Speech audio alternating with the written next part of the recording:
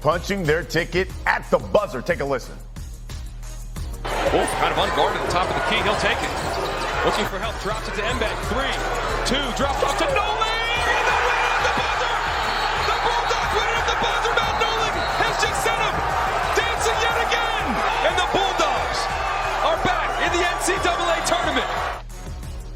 Will, we got Seth. You guys are arguing. We got to show the people the highlight first. My man 15 for Brown is just sitting in the middle of the paint. It's not guarding anybody. Like, damn. You're calling the poor guy. How about the comeback that Yale made? How about the poise of Yale? It's tournament time. That's why we got Coach. We got Jay Will here. Let's talk tournament. All right, Coach. Biggest single takeaway from the bracket reveal for you? I think the Big East snub. I mean, the Big East only gets 3 teams. You're talking about the overall number 1 seed. You're talking about Marquette's a number 2 seed. You're talking about a league that has wins throughout their conference and non-conference that deserved more teams. St. John's, obviously, the way they played at the end of the season, early season, they got a Utah win, they got a Creighton win. You talk about Seton Hall, obviously, they had that great UConn win. Providence beat Creighton twice, beat Wisconsin, beat Marquette. These are teams that deserve to be in the NCAA tournament. Mind-boggling, nothing against the Mountain West. But 6 teams, look at their non-conference quality wins. They beat each other up, great conference, great venues, great passion, terrific coaches. The Big East deserve more than 3 teams. Your biggest takeaway? The defending national champions got hosed. They got hosed. Never has it once happened where a number 1 seed has beaten 3 conference tournament champions, let alone in the same region. So Illinois, one of the hottest teams in the country, in their region. Auburn, one of the best teams in the country, in their region. Iowa State, a team that beat a number 1 seed, Houston, by close to 30 points in the Big 12 championship, in their region. San Diego State, FAU. Seth loves to talk about FAU. Grown men, guys that returned 2 teams from the Final Four last year in their same region. I think UConn's still going to get there, but their region is loaded. Jay Will, I hear what you're saying. This is perfect for UConn because they have this little chip on their shoulder. They think they don't get any respect. All of a sudden, you've created a cause for Danny Hurley. The other thing is we talk about the toughest bracket, the easiest bracket. Here's the deal. Once you get to the second round, you can play a good team. You're going to play a team that's won 25, 30 games. You're going to play a team that expects to win. But for Danny Hurley and the mindset of UConn and how they approach things, this is absolutely perfect. Hey, you know what we're worried about? The next game in front of us. We talked to Danny Hurley on the way in yesterday, right? He said, the only thing he's focused on is Stetson. They don't worry about the next game. That's a good point. So get talking about that toughest path, you think, to the Final Four. I got Houston being my first number 1 seed that's going down early. Wow. I do. I think Texas A&M, Buzz Williams, and their team has a great chance if they're able to get by Nebraska, which is a very well-coached team by Fred Hoiberg. It was alarming to me how they lost in the Big 12 championship for Houston. Houston, one of the best defensive teams in the country. At times, I think they get a little bit fragmented and they struggle scoring the rock. And I think Texas A&M, the best offensive rebounding team in the country, a guy named Wade Taylor that's a smaller guard, like the Mighty Mouse of the SEC, they can take over a game offensively. I got Houston with the toughest bracket to get out. This will be a violent game. I mean, the only way to describe this game is 2 absolutely physical, aggressive, attacking, tough teams. Styles make fights. This is a Texas A&M team that plays downhill. They attack the basket. Jay Will talked about Wade Taylor, terrific. Bootsy Radford, terrific. And absolutely rebound the ball. When the ball goes up on the glass, that is Texas A&M's best offense. When the ball goes on the glass, that is Houston's best offense. So you're going to see a very physical game if that game actually materializes. All right, Jay Will, help the people out when they're doing their brackets here. Give us your Final Four. So in my Final Four, I got UConn getting there. Again, even though they're going to go through, I think, a really difficult region. I have North Carolina beating Arizona in the Elite Eight. I think the way R.J. Davis and Harrison Ingram and Armando Bacot are playing, even though they lost in the ACC championship to NC State, they will be there when it matters. I got Kentucky getting there over the hump. Since I have Houston going out early. You talk about the South region, Kentucky gets out, and then I have Tennessee coming out of the Midwest. I think Tennessee. You don't have Purdue? No, I do not have Purdue. Okay. You called them Purdue. I did not. That's what you were thinking. In your mind, you were thinking. I tell the world what I'm thinking. You have no respect for that. I don't need you to tell the world what I'm thinking for me. Who's your Final Four? I've got UConn. I think they're the toughest, most complete team in college basketball. They can play fast, slow, in the half court. Klingon changes them defensively. I love Tristan Newton, too. But everybody's picking UConn, by the way. Just say who else? I got Arizona. And that game to get to the Final Four, you talk about North Carolina, Arizona, you talk talking about Caleb Love, obviously R.J. Davis, two guys that were players of the year in their conference, played together last year. It didn't work very well, but I think Arizona wins that game. Improved defensively. I've got Kentucky, and I've got Kentucky beating Houston in the Elite Eight, and Kentucky offensively terrific. Please guard a ball screen, keep the ball in front. But I'll tell you what, if Kentucky gets to the Final Four, they are ridiculous. Their backcourt is Purdue.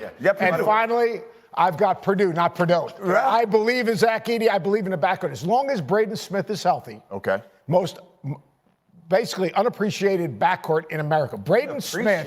Yeah, they're underappreciated. Underappreciated. Braden never Smith won most of the year. Yeah, they're underappreciated because everyone knows. No, you're setting that. Did you pick them to the Final Four? You're setting that. Did you pick them for the Final Four? Doesn't mean that they're underappreciated. Because why don't you try to set that narrative that Purdue is underappreciated? Why don't they lost to a 16, a 15, and a 13? Why don't you think you're going to get to the Final Four? Because I think Braden Smith is hurt. I think it's going to be a challenge. Or is it because everyone else says, well, the backcourt. Braden Smith gets in the lane. If he's healthy, he's getting in the lane, shooting runners, knocking down threes. The committee gave Purdue a gift, but they have the easiest region. Seth, do you think it's because Purdue's been knocked out in the first round for the past 3 years by double-digit seeds? Well, I can say to play Fairleigh Dickinson, Harvard on the Hackensack, my alma mater. We're not an easy win, I mean, that's a tough game. Okay, what team you think then is under the most pressure to make a lengthy tournament? Purdue. Yeah, it's Purdue. It's not even a question. It's Purdue. I mean, we've been talking about this all year, right? I think they have the best quality wins out of any team in the country with all their quad one wins. It's incredible. But you see these moments, right? It's why there's a tendency for me to trust UConn more than Purdue. Now, people can talk about winning on the road is hard. We always hear that, right? Especially this year in college basketball. You look at some of the non-ranked teams that they lost to on the road, you're a little bit concerned about that. Right. And as you talk about with Zach Edey, foul trouble, the tournament, you always go through those games. Can Purdue get over the hump? I think this year they can. Give me a top 2 seed you consider most vulnerable. Okay, listen, this one was really tough for me. I'm not going to lie, but it's North Carolina. It is not because I question the players that they have. R.J. Davis is phenomenal. He is lights out. Armando Bacot with his footwork and his speed, the energy that this team plays with. It's that 8-9 game that I'm worried about. Michigan State and Mississippi State are legit teams. So it's the matchup that I think could make this North Carolina team vulnerable. At times they struggle to hit outside shots. We've seen that happen. We saw what happened at NC State. We were all there. But Michigan State and Mississippi State are legit. That 8-9 matchup that UNC could see makes me a little nervous. I'm just saying. Seth? I'm not sure about that one, Dre. I think that I don't think the style of play actually impacts North Carolina. I think North Carolina can play against those big physical guys. It's those little guards like NC State that gave them a problem. But Dre's probably right. And I can't argue with Dre. But I'll tell you one thing. I like Marquette. Marquette. They're playing without Tyler Kolek potentially. All right, without Tyler Kolek, this is a totally different Marquette basketball team. He's a shot creator. He can score it. He makes the game easier for absolutely everyone on the floor. He gets in the lane. He makes plays. He's got a great runner. He reads the defense in terms of ball screens and reads all 5 defenders. He also impacts the game on the defensive end. That dude is different. Who's your most vulnerable, number 2? I mean, Houston, we got a problem, man. Houston, we got a problem. For what? I've been a part of 3-1 seeds in my life. I don't think I've ever lost a game by close to 30. Oof. That's a really big thing. I don't want to minimize 30 in a championship game. You guys can talk to me all day about defense. I think Houston has a chance to get to the Final Four. I hear you. But these hiccups they have offensively, 30 points in a championship game. You got them bopped in the second round. I mean, I think Texas A&M can get them. I think Texas A&M has gotten Kentucky. That's a bold statement. They got Kentucky. I like the style of play. I like the style of play. Rebound. Solid guy. I mean, it's a legit concern. That will be a violent game, and the best shot will be the second shot. Andrea, what are your thoughts? Yeah, that's what I was thinking. With Texas A&M, they live off of missing shots and getting the rebound. So, I mean, if Houston makes them miss that initial shot, but they're blasting you on the boards and they're rolling with that depth that they have, we've seen Houston struggle a little bit on the side with depth. I might agree more with Jay Will than I do Coach. I'm sorry, Coach. I hate to do that to you. I still love you, Dre. That's all right. Be the last. Other people have made that mistake before. Right. All right. So then, give me. And by the way, Houston scores the same way. They're not good on their first shot. They're better on their second shot. Both teams turnovers. Same thing. And same style. My Final Four. All right, I've got Connecticut, and then I'm rolling with New Mexico. I am not going to doubt New Mexico. I'm rolling with them. You've got to pick one. You got to pick a team that's going to surprise everybody. We've seen it in the past. If you two don't want to be bold with your Final Four and you want to go with 1 or 2 seeds, you just be my guest. Just go ahead and do that. I'm going UConn. I'm going New Mexico. I've got Kentucky handling the physicality and getting that revenge match against A&M and Purdue. Those are my Final Four. Wow, UConn, okay, Kentucky, okay. Purdue, I like it. and New Mexico. I like the Purdue Be boring. pick. Not Purdue. Be boring like if you Will. want to. Yeah, I like it. I just have Tennessee beating Purdue, and now I'm Purdue. You're Purdue. I'm Purdue. You're Purdue. Obviously, Dre's got Purdue. All right, so lastly, I got to have a national champion out of all you guys. Give me your pick. Who's going to win it all? Everybody has UConn. Really? All you guys Everybody has going UConn. Drea, do you have UConn? You know Dan Hurley is like, oh, man. Seth, do you have UConn? Dan Hurley doesn't care what we think. I can tell you what. Dan Hurley doesn't care his bracket. Dan Hurley doesn't care about anything but Stetson and his team. He's got a chip on his shoulder. He said, hey, give us a tough bracket. I'm not going to talk about tough brackets. We're just going to deal with what's in front of us every single day. That's how the dude is wired. So, by the way, Brian, we had 3 number 1 seeds lose in their conference championships. Right. What the hell makes you think that all this is going to be chalk when it's all said and done? Microcosm of the whole season, OJ. Well, That's the whole season. Andre, we've been talking all season long.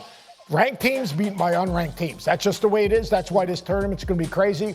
The one team that kind of survives it all is the toughest team in college. I'll tell you one thing. UConn. If the back-to-back National Player of the Year, we're going to start talking about college the way we talk about boy. pros. Here he goes, If the Ray. back-to-back National Player of the Year doesn't get to the Final Four, what does that make you think about he great? overall? If you don't, I mean, he accomplished, but that's a crazy thing. That's a crazy thing. I'm not going to turn this into a great or not great conversation. That's just if the back-to-back National Player of the Year. Come on, Dre, break it. Don't let him keep rambling. When they've been beaten by a 16, a 15, and a 13, that's not good. Drea? Come on, Dre. It's an individual. It's an individual award, Jay. Well, I don't know what you're trying to say because he's won back-to-back Player of the Year. Drea, what do you mean? Let's think about this. Here he goes. The back-to-back